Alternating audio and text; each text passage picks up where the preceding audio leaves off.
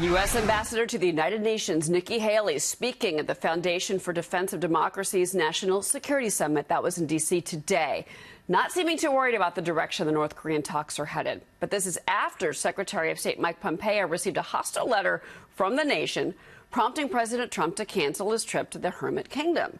So what caused North Korea's renewed hostilities, and where do we actually go from here? Let's bring in Foundation for Defense of Democracy's senior counselor and former national security advisor to Vice President Dick Cheney, John Hanna. John, it's great to have you here. Thank you. Let's first start about this ambiguous letter that supposedly Mike Pompeo was handed to by a senior North Korean official that the president then read.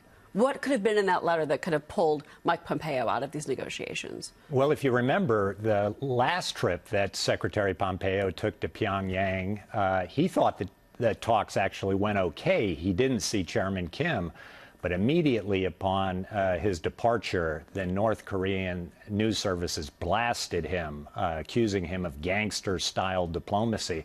I think what Kim is doing is he's appealing to President Trump that he doesn't want to deal with the lower levels. He wants the president to intervene and get him what he wants, which is essentially a peace deal with the United States. So do you think that the president made a mistake in pulling Pompeo, because that would signal to me that he gave Kim Jong-un a little bit of a leg up, if that's the case?